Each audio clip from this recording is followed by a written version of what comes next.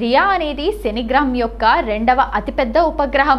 సౌర కుటుంబంలో పరిమాణం పరంగా ఇది 9వ అతిపెద్ద ఉపగ్రహం. దీని ఉపరితలం పూర్తిగా మంచుతో నిండి ఉండి చూడటానికి మన చంద్రుడిలాగే అనేక అగ్నిపర్వత కుహరాలతో వింతగా కనిపిస్తుంది. రియా ఉపగ్రహంలో దాదాపు 4/3 వంతులు స్వచ్ఛమైన మంచు, మిగిలిన 1 వంతు రాతి పదార్థం ఉన్నాయి. అందువల్ల దీనిని శాస్త్రవేత్తలు ఒక భారీ మంచు బంతిగా అభివర్ణిస్తారు. సూర్యుడికి చాలా దూరంగా ఉండటం వల్ల ఇక్కడి ఉష్ణోగ్రత అత్యంత శీతలంగా ఉంటుంది. సూర్యరశ్మి పడే ప్రాంతాల్లో -174 డిగ్రీలు ఉంటే, చీకటిగా ఉండే ప్రాంతాల్లో ఉష్ణోగ్రత -220 డిగ్రీల వరకు పడిపోతుంది. సౌర కుటుంబంలోనే అత్యంత పురాతనమైన మరియు ఎక్కువ కుహరాలు కలిగిన ఉపగ్రహాల్లో రియా ఒకటి. బిలియన్ల సంవత్సరాల క్రితం అంతరిక్షం నుండి వచ్చిన గ్రహ శకలాలు దీనిని బలంగా ఢీకొట్టడం వల్ల ఏర్పడిన గాయాలు దీనిపై స్పష్టంగా కనిపిస్తాయి. దీని ఉపరితలం చూడ్డానికి మన భూమి యొక్క చంద్రుణ్ణి పోలి ఉంటుంది. 2010లో నాసా యొక్క కాసిని వ్యోమనౌక రియా ఉపగ్రహం చుట్టూ ఒక వింతను కనుగొంది. దీనికి చాలా పలుచని వాతావరణ పొర ఉంది. విచిత్రం ఏంటంటే ఈ వాతావరణంలో ఆక్సిజన్ మరియు కార్బన్ డయాక్సైడ్ వాయువులు ఉన్నాయి.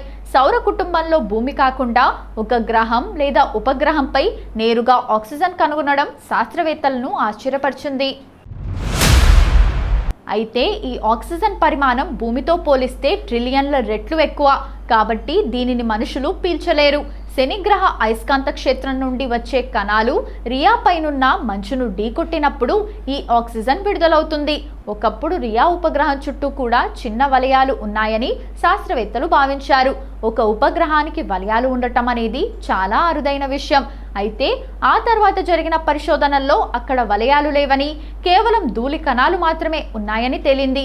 మిగిలిన శనిగ్రహ ఉపగ్రహాల్లాగే ఇక్కడ కూడా మనుషులు రక్షణ లేకుండా బతకడం అసాధ్యం. ఇక్కడ ఆక్సిజన్ ఉన్నప్పటికీ అది చాలా పల్చగా ఉంటుంది. కాబట్టి ఆక్సిజన్ సిలిండర్లు ఖచ్చితంగా కావాలి. ఇక్కడి గ్రావిటీ భూమి కంటే చాలా తక్కువ. -200 డిగ్రీల చలికి మనుషులు క్షణాల్లో గడ్డగట్టుకుపోతారు. 1672లో ప్రసిద్ధ ఖగోళ శాస్త్రవేత్త జియోవన్నీ కాసిని ఈ ఉపగ్రహాన్ని కనుగొన్నారు. నాసా పంపిన కాసిని వ్యోమనౌక దీనికి అత్యంత సమీపంగా వెళ్ళి దీనిపై ఆక్సిజన్ ఉందని కనిపెట్టి అంతరిక్ష చరిత్రలో కీలక మైలురాయిని నమోదు చేసింది.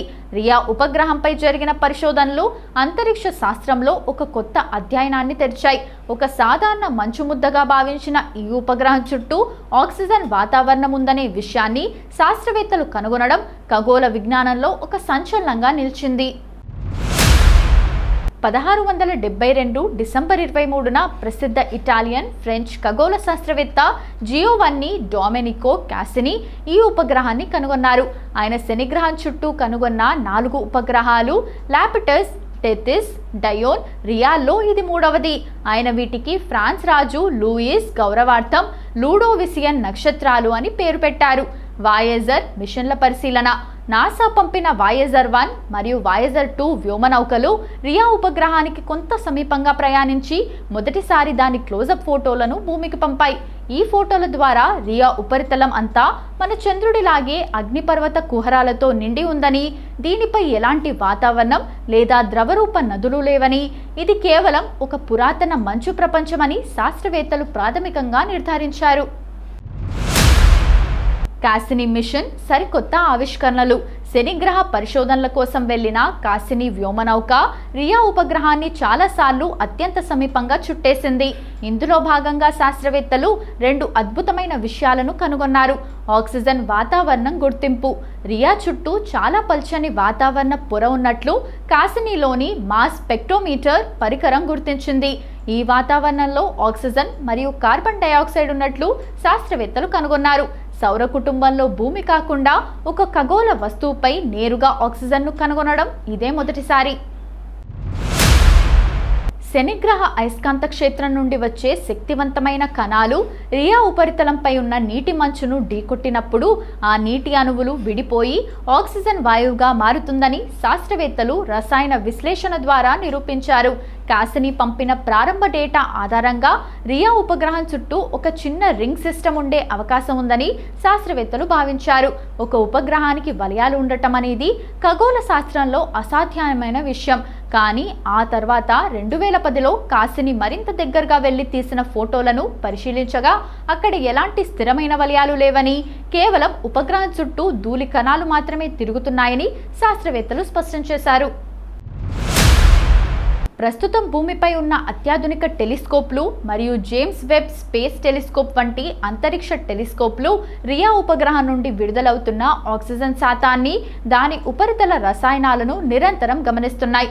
భవిష్యత్తులో శనిగ్రహ వ్యవస్థపైకి వెళ్లే అంతరిక్ష నౌకల ద్వారా రియా ఉపరితలంపై ఉన్న అతి పురాతన కుహరాల్లో దాగి ఉన్న మంచును సేకరించి సౌర కుటుంబం పుట్టుక నాటి రహస్యాలను ఛేదించాలని శాస్త్రవేత్తలు ప్రణాళికలు చేస్తున్నారు.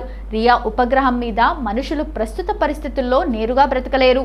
సైన్స్ పరంగా అక్కడ మానవ జీవనం సాధ్యం కాకపోవడానికి చాలా బలమైన కారణాలు ఉన్నాయి. రియా ఉపగ్రహం సూర్యుడికి, శనిగ్రహానికి చాలా దూరంలో ఉండటం వల్ల అక్కడ ఉష్ణోగ్రతలు ఊహించలేనంత తక్కువగా ఉంటాయి. ఇక్కడి సగటు ఉష్ణోగ్రత -174 డిగ్రీల సెల్సియస్ నుండి -220 డిగ్రీల సెల్సియస్ వరకు ఉంటుంది. ఈ చలికి మనుషులు క్షణాల్లో గడ్డగట్టుకుపోతారు. 2010లో నాసా పంపిన కాసిని వ్యోమనౌక రియా చుట్టూ చాలా పల్చని ఆక్సిజన్, కార్బన్ డయాక్సైడ్లతో కూడిన వాతావరణం ఉన్నట్లు కనుగొంది. కానీ ఇది భూమితో పోలిస్తే ట్రిలియన్ రెట్లు పల్చనిది. అక్కడ అసలు గాలి పీడనం లేనట్లే. కాబట్టి స్పేస్ సూట్ లేకుండా మనుషులు అక్కడ శ్వాస తీసుకోలేరు. శనిగ్రహం నుండి వెలువడే శక్తివంతమైన అయస్కాంత క్షేత్రం కారణంగా రియా ఉపగ్రహంపై తీవ్రమైన రేడియేషన్ ఉంటుంది. దీనివల్ల రక్షణ కవచాలు లేకుండా అక్కడకు వెళ్తే రేడియేషన్ ప్రభావంతో మనుషులు చనిపోతారు. రియాపై గురుత్వాకర్షణ శక్తి భూమి కంటే చాలా తక్కువగా ఉంటుంది. అంటే భూమిపై 100 కేజీలు ఉన్న వ్యక్తి అక్కడ కేవలం 1.7 కేజీలు మాత్రమే ఉంటాడు. ఇంత తక్కువ గురుత్వాకర్షణలో ఎక్కువ రోజులు ఉంటే మనుషుల ఎముకలు, కండరాలు బలహీనపడతాయి. రియా ఉపగ్రహం దాదాపు 75% మంచు, 25% రాళ్లతో నిండి ఉంది. అక్కడ ద్రవ రూపంలో నీరు లేదు. అంతా గడ్డకట్టిన మంచు మాత్రమే. అలాగే అక్కడ పంటలు పండించడం అసాధ్యం. భవిష్యత్తులో సైన్స్ మరియు టెక్నాలజీ బాగా అభివృద్ధి చెందితే మనుషులు ప్రత్యేకంగా నిర్మించిన బయోడోమ్స్, కృత్రిమ వాతావరణం ఉండే అద్దాల ఇల్లు నిర్మించుకొని నిరంతరం స్పేస్ సూట్లు ధరించి అవసరమైన ఆహారం, ఆక్సిజన్ భూమి నుండి తీసుకెళ్తే అక్కడ పరిశోధనల కోసం కొద్ది రోజులు ఉండవచ్చేమో, కానీ సాధారణంగా ఇల్లు కట్టుకొని బతకడం మాత్రం అసాధ్యం.